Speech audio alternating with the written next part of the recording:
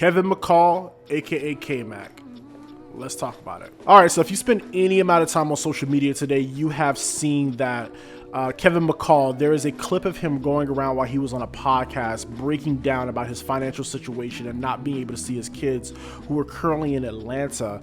And I just want to come on and just give my 2 cents about it because I've just been thinking about it off and on all day. So while I'm up, I was just really thinking about it. So you know what, let me just hop on and just talk about this on my channel, kind of give my opinion on it and everything. So before we jump into that, I'm going to roll the clip for those of you who are not in the know, for those of you who are unaware. So let's get into it. I love how you, we going to veer to that. Well, we going to get the bullshit out the way. You have a testimony. Why the fuck? Get in on this. I witnessed it. He finna be in here and why tell the fuck I got an EBT card? And this nigga is at Breezy Bowl and made 90 whatever the fuck million. And it say KKKKK Mac. Can I get 25,000 for them four songs I owe you, bro? I just want to leave, bro. Leading up to who he is. I'm not even tripping though. I got an EBT card, my nigga. Like, what the fuck, bro? I can't even get nothing, bro, man. Y'all niggas want to see a nigga cry on here, so y'all can think I'm a bitch. Nah, bro. That shit ain't fair, nigga. Hey, I'm on EBT, bro. hey, That's why. man. Hey. Look, bro. Calm down, bro. I'm on EBT, Frank. Look. Say my name, bro. That shit is bad. I had to go up in that motherfucker and hide my face with a mask like COVID, bro. Don't act like every nigga ain't had no motherfucking EBT card. On the set, that nigga had an EBT card. Man, I might get an EBT. I walk in the building and look at me crazy. Let me tell you this, cuz. My name. Me and Look at Heather. me crazy. All right, as you see there, like I said, Kevin Mccall was just really kind of just breaking down and just talking about, his hardships right now. Because right now, you have to remember, Kevin Mccall was on the road with Chris Brown, writing songs, singing, putting out music, to now having to go down to, essentially the government's office and, apply for food stamps and things like that. And I could definitely see how that can be demoralizing, to his ego, to him as a man, and not being able to see your kids on top of that. That's just an extra, 1-2 punch there. So I never want to kick a man when he's down. And some of the comments that I've been seeing, it's very insensitive. I've been seeing people saying, no, that's what you get, just no empathy for the man at all. So, but before I jump into all of that, for those of you who do not know who Kevin Mccall is, back in the 2010s, Chris Brown was kind of going through some career turmoil. Back then he was dating superstar Rihanna. They had a domestic dispute, after an award show. I don't need to go into that. You guys can look up that case if you want. But at the time, Chris Brown's career, a lot would say, was on the decline, right? A lot of people were not rocking with him based on the situation. Radios were pulling his music. Stores were pulling his albums off the shelf. He wasn't getting booked for shows anymore. Like you would have said it was just the end of Chris Brown at that point. And I will say this, even after that situation, I still rock with Chris Brown's music. I will even die on this hill and say, because I know Team Breezy is all over their internet, Graffiti wasn't a bad album. I think that album got unfairly criticized because a lot of critics, instead of really reviewing the music, they was reviewing Chris Brown as a person, and based on how sensitive that situation was, they let that cloud their judgment. But I still rock with Graffiti to this day. There's a lot of hidden gems on that album. I'm not going to go into that. I'm not going to get to a Chris Brown album review, but I rock with Graffiti. But I also rock with Rihanna's Rated R too. I feel like, both projects were solid. But anyway, that's not about that. So anyway, Chris Brown going through all this turmoil, and then the hit song Deuces come out. Now, Deuces was a huge hit featuring Chris Brown, Tyga, and this new kid, Kevin Mccall. And that's when we all started kind of learning about who Kevin Mccall is. Back then, Chris Brown had a label called CBE, Chris Brown Entertainment. I assume that's what that meant. He had a couple acts on it, Scooter Smith, which I believe he's related to him or something like that. He had the band called Ugly, which I'm not too familiar with.